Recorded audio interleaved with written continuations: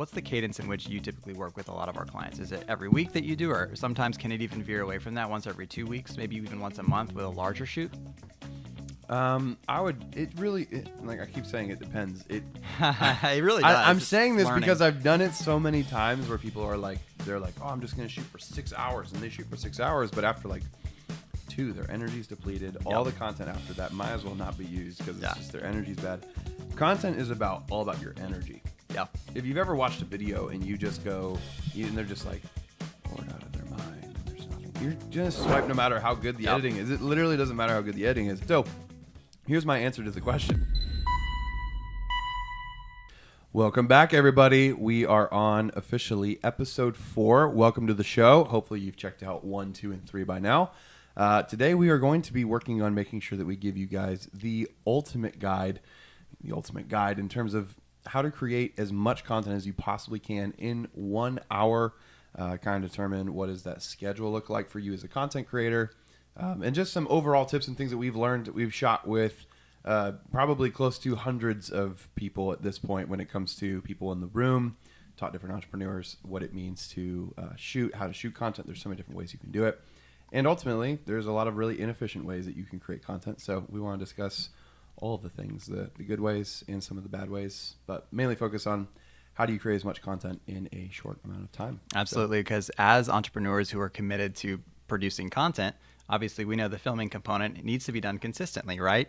But everyone that we work with is busy. They have a lot to do. So being able to maximize the efficiency of how much we can start with and get out of each hour of filming is huge. So what I like to do first, Jake, is let's start with what are the, I know you work with Filming Taylor, you work with other entrepreneurs in person to create content on a regular basis. You even coach other entrepreneurs to kind of submit content virtually, remotely.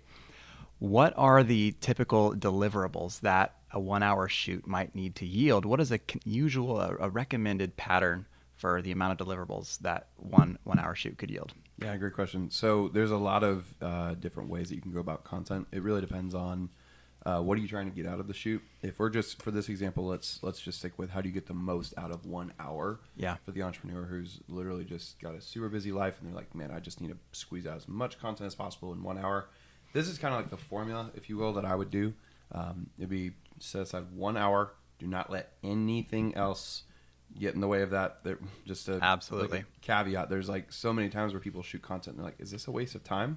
And it's like, well, shooting content is not a waste of time considering the yield that it brings. So be okay with just block a full hour off. But here's what I'd actually do. I would shoot for 3 different types of deliverables. The first is the YouTube video. The second is the podcast. And the third is short form content.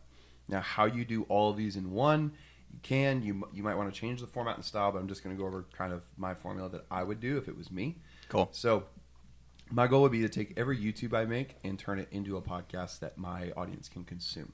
Like you've talked about before. You want to try to meet every single person on the platform that they're on. Yeah. So I want to do the same thing with this. I want to create one YouTube video, be able to make sure that can turn into a podcast, but also take the clips to meet people on social media with the short form stuff to more of a colder audience, like the best clips that have the most context and put those out. Yeah. So the way that formula actually works is a multi-step process, but it's generally pretty simple. First, come with a really good YouTube video idea or a podcast episode. Start off with a great hook, go into the meat, give the lessons, give the closing. And if you don't know how to do that, you guys can listen in to episode number 3 on outlining your topics, and even episode number 2 previously to how to come up with topic ideas. Yep, 100%. So the main focus is once you get that first YouTube video done, that is in your YouTube video. That's going to be really sexy. Put that on YouTube, do all the editing, yada, yada, yada. The way that you get that ready for a podcast is just once you're done filming, shoot a little intro, say, hey, welcome to the podcast, blah, blah, blah. Here's what we're doing next, and then give an outro if you want to give an outro. And then from there, you can just start cutting up the short form content from there. So you want to find the best clips, take the best clips, cut them up, and those are the ones that go on social. And, we find that when filming, oftentimes the hour just flies by, right? You start filming and it just goes by super quick.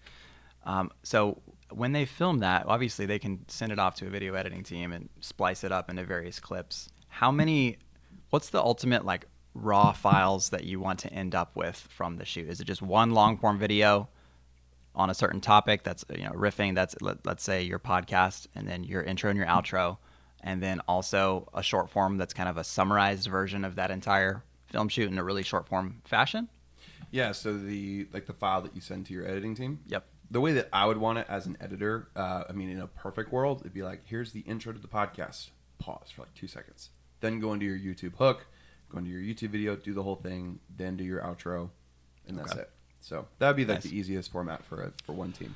So let's talk real quick about the pattern of content that we recommend. So the reason that we're filming weekly, right, is to create a consistent content and editorial calendar. What does in the niche that we typically work with entrepreneurs, coaches, consultants, experts of some sort, what's the amount of weekly deliverables that typically work well that we find? In terms of like what they're putting on social media, what they're creating? Omnipresently. So whether it's podcast, YouTube, short form, all of it. Like I said before, it does depend a lot on the individual. There are some YouTubers where they are creating content once a month, and that gets them millions of views.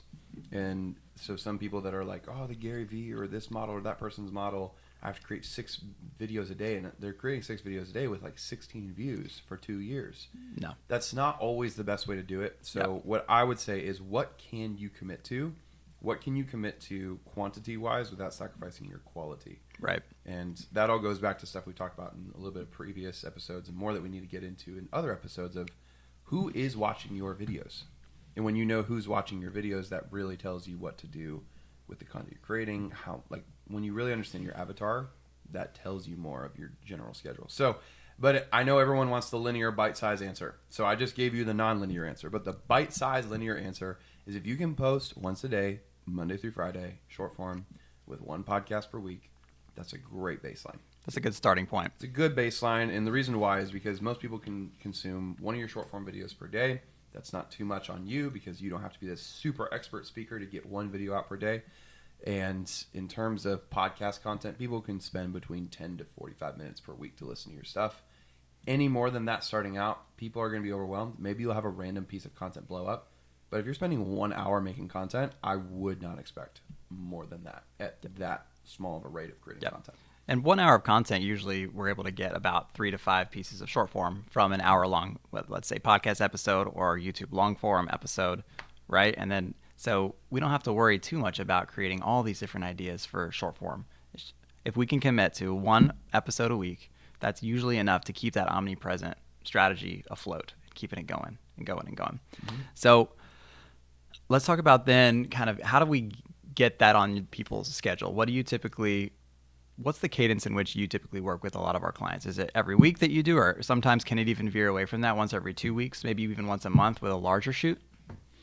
Like I keep saying, it depends. It really does. I'm saying this because I've done it so many times where people are like, they're like, oh, I'm just going to shoot for 6 hours, and they shoot for 6 hours, but after like 2, their energy's depleted. All the content after that might as well not be used, because it's just their energy's bad.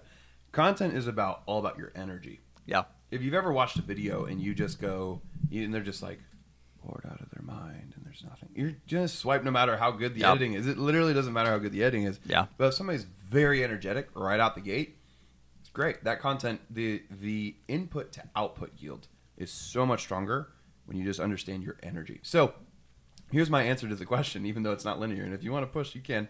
But I really like to see people go, hey, how long can you create content? Can you create 1 or 2 pieces of content? Like really 1 or 2 really good YouTube videos, and then stop. See how your energy feels. Can you do a third? Can you not? It's all about energy management when it comes to content. So it's more of a testing thing. I like to see people do. Usually most people can handle about 1 hour to 2 hours when they're first starting. Yep. And very rarely can people go past like 4 to 5 hours. It's just, content is exhausting. And a lot of times it is, most of the time. Unless it's like very chill podcast format, it can be awesome. But 100%. So let's talk real quick about some of the gear that's needed to achieve this. A lot of times people will even be working from home in a webcam type setup where they have a DSLR mounted above their computer with a light, a mic. Let's talk about the mics that we use if you're watching on Spotify or YouTube. Let's talk about these mics. What's kind of a recommended camera that people who are just starting out might want to get started with. So let's start with camera. What would you typically recommend? So recommended camera, a lot of people are just like very confused by this, but I love it when people use a Sony a6400. Sony a6400s are just fire. They're 4K Sonys, fantastic quality. They work in low light conditions. Most people don't know how to do Sony is great for low light. Yeah, they're not videographers, and they're like, oh, well, this photographer told me to get a Canon. I'm like, you idiot. Get Sony. It's $800, $900. Works fantastically well. I've used it for very high production shoots in terms of like expectations for clients. It's amazing. They don't know the difference between that and usually like cinema cameras. It can be very difficult for people and ultimately when your content oftentimes is going to be, parsed down to standard cell phone, watched back on a cell phone or down on YouTube, it doesn't necessarily need to be super, super high res. 1080p, plenty fine. Sometimes even 1280 by 720. Tell me about the recording limit. Does that have a limit beyond 30 minutes or is that capped? A6400 is the only Sony that does not have a capped recording limit. I forgot to bring that up. Yeah, that's a good point. Wow. Yeah. So. And they've actually made more cameras beyond the A6400, right? Iterating that specific line, which has more and more features, but ultimately a lot of that's kind of overkill. Yeah, I mean, it's good if you're willing to spend a little bit of extra money, right? But if you're working within that budget and you still want that massive value, A6400. Yeah, grab the A6400. There's a couple little features I'll just name off real quick. The autofocus is great. The colors are great. If you just get it, you can get plug-in batteries for like $13, so you never have to worry about changing the battery on them. Yep. They've got all the ports that you need for wireless microphones, for HDMI. Like we're using A6400s to shoot this right now. Right. I'd be willing to bick a $15 Starbucks gift card to the one person who can figure out that we are shooting with a full-frame camera on one of these cameras. You probably wouldn't know. Right. We're shooting with two A6400s and a A7 III. No one has any idea which one it is. I'd be very surprised if people can figure it out. And a lot of that too has to do with the lens. Yeah. Okay. So so now let's talk lenses. This is all like stuff that comes second nature because I used to be a photographer. I was a photographer for a while, and that's like all I did, videography stuff. But yeah. So I would suggest if you're getting a 6400, get a 28 to 70 millimeter lens.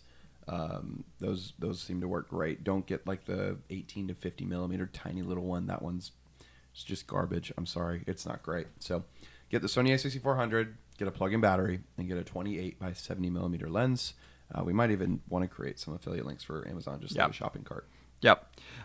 Amazing. Now, one of the things too to keep in mind about since we are going with a crop sensor, APS-C, right? We need to have. Hold on, before we say that to a bunch of people who have no idea what a crop sensor is. Yeah. So rather, you mentioned full frame earlier. Full frame is a larger sensor that ultimately achieves a wider view, whereas a crop sensor is a smaller sensor that achieves a little bit more of a zoomed in look. And the way you can combat the zoomed in effect, especially if you're filming close up, is by going with a wider lens. Mm-hmm.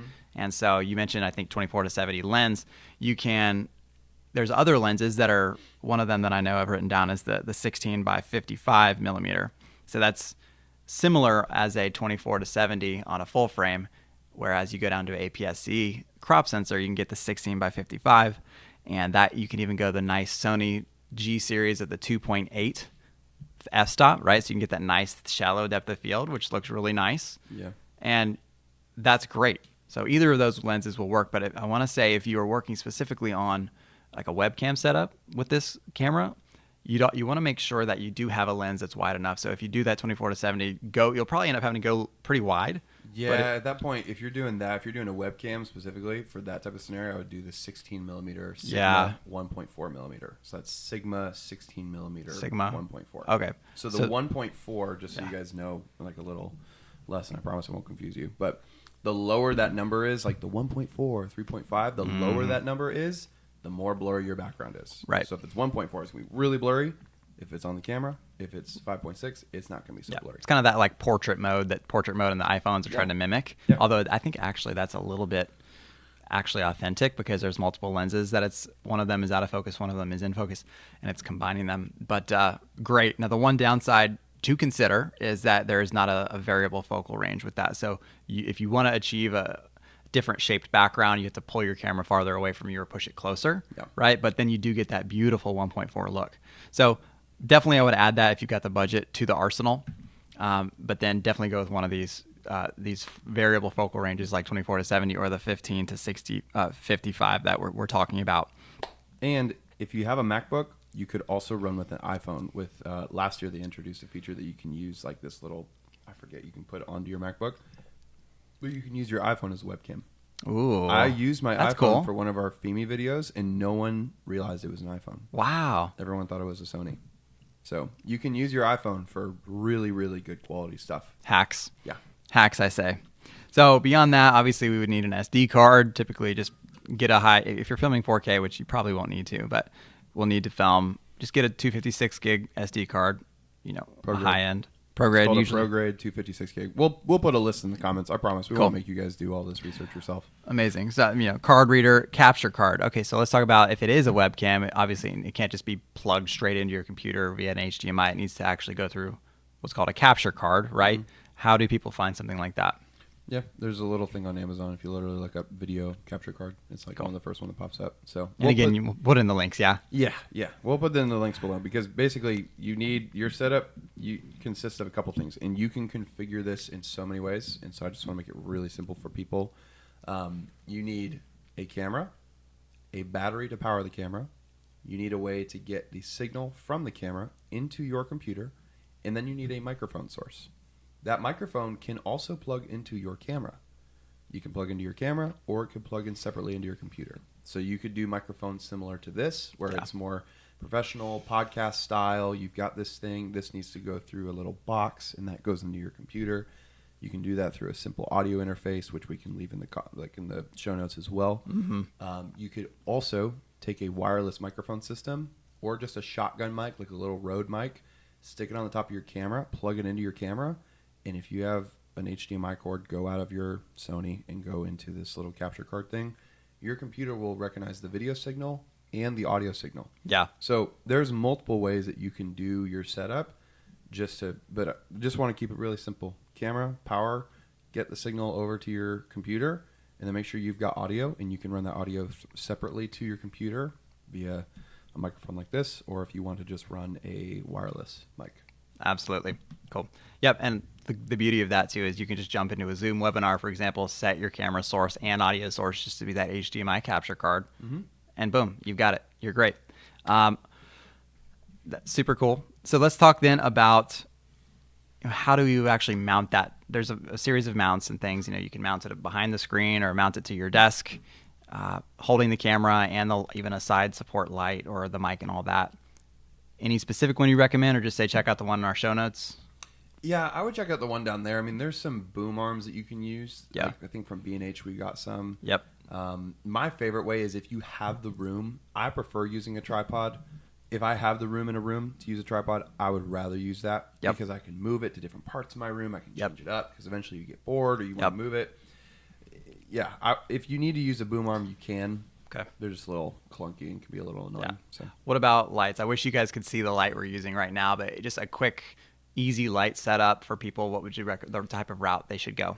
I would recommend. There's like a $40 softbox called Mount Dog. You can just use that off of Amazon. It's $40. It doesn't have any settings to it. It's just on and off. But it'll give you some basic lighting, some basic stuff. And my recommendation, honestly, would be to talk to somebody who actually knows what they're talking about when it comes to lighting, and maybe people that are doing YouTube setups in your area. When it comes to lighting, get some professional advice. Yeah. Absolutely. Cool, man. And a lot of this is things that we've used, right? But every studio setup is going to be a little bit different. Yeah. So definitely check out the list of our recommended gear in the show notes.